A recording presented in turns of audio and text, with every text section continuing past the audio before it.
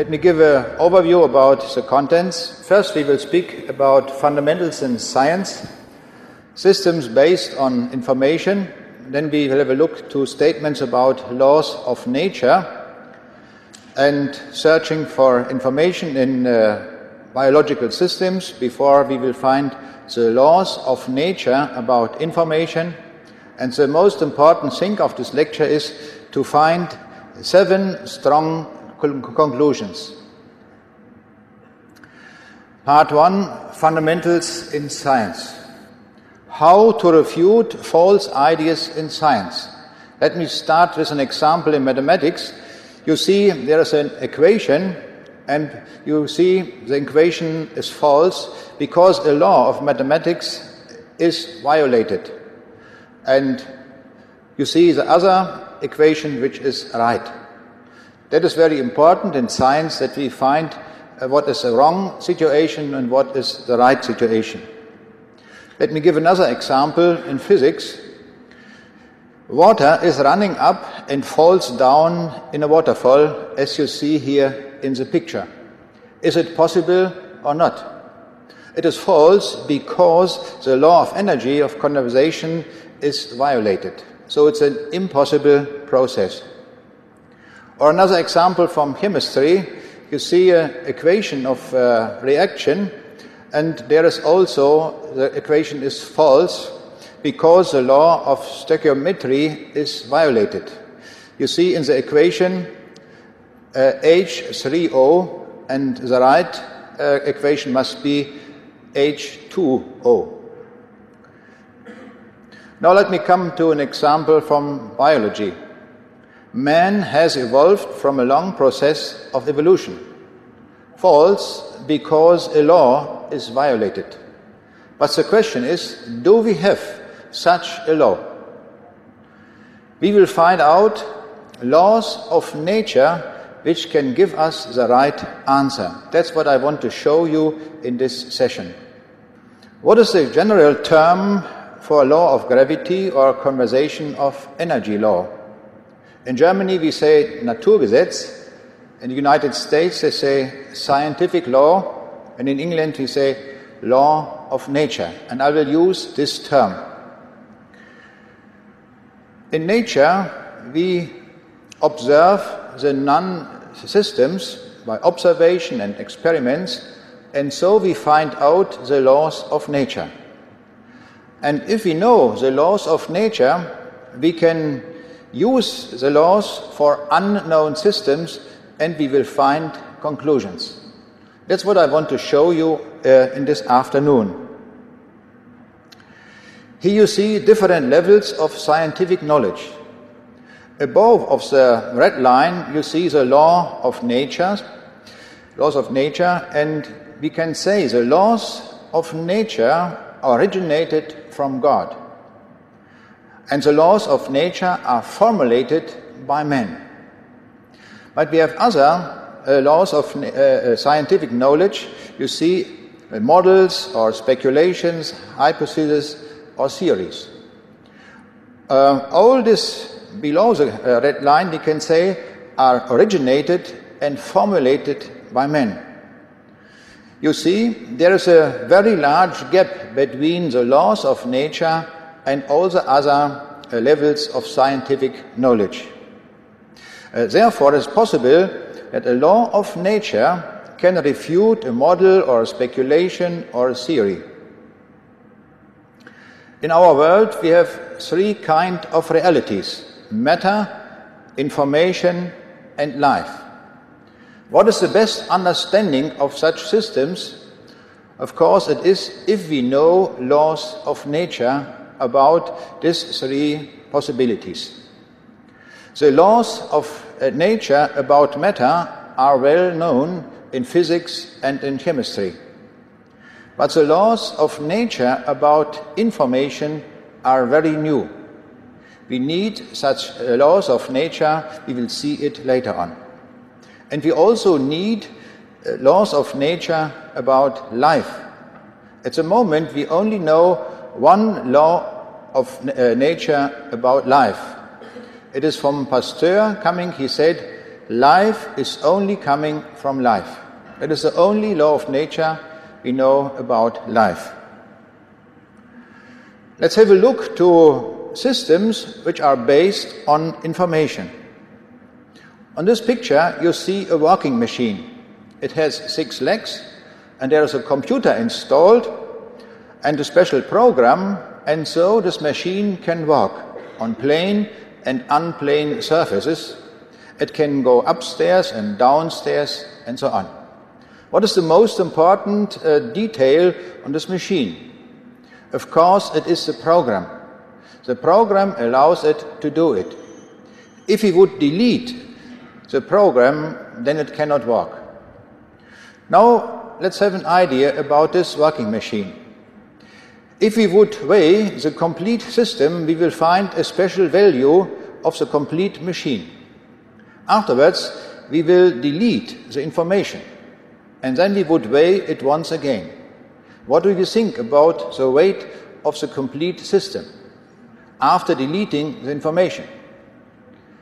Will it have more, less, or the same weight? Of course, it has the same weight. What is the conclusion? Information is not a part of matter. Information is a non-material entity, a very, very important conclusion. On this picture you see a stick insect. It is also a walking machine, a biological walking machine. It had also 6 legs, and we can say it has also a program installed that it can walk in all kinds of bushes and trees and so on.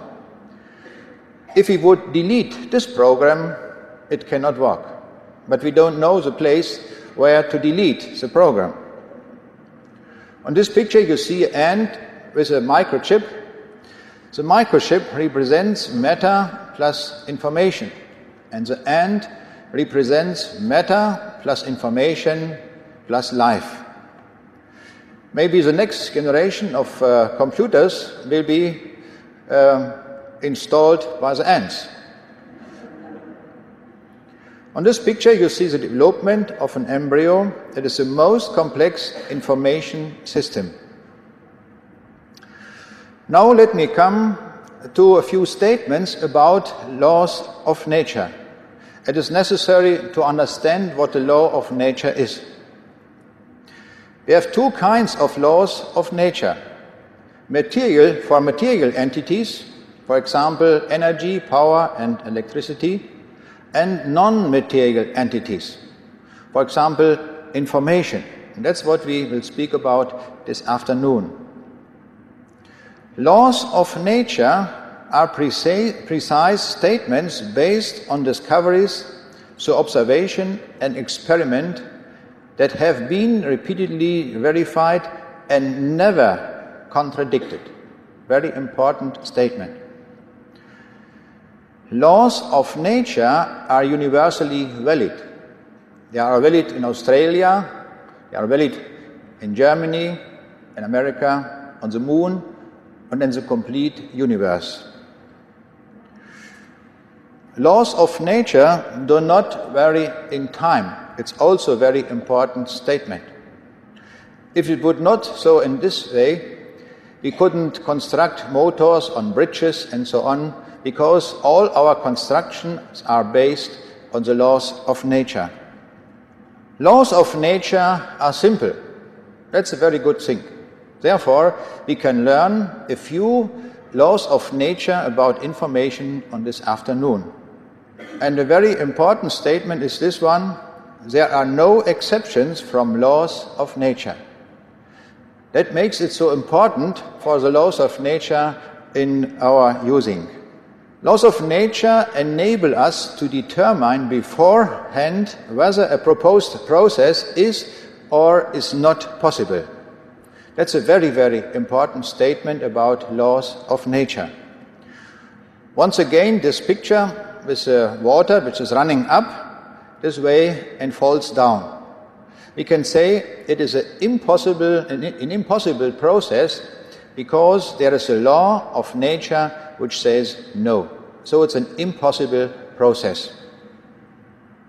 Now we will find a definition of information, a scientific definition. What is information? The American mathematician Norbert Wiener said, information is information, neither matter nor energy. It's a very good statement. He said, information is not matter and information is not energy. But he didn't tell us what it is. And that's what I want to show you now. On this picture, you see different signs, and my question is it information? And the answer is, it could be, but it could also not be. What is the right answer? In 1799, soldiers of Napoleon found in the Nile town of Rosetta this stone.